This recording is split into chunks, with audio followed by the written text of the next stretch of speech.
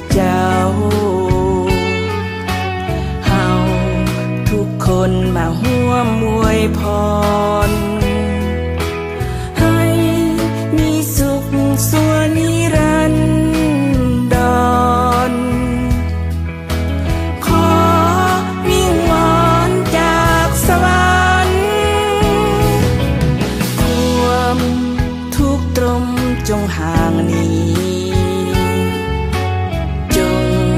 สุขีนาดวงใจนับ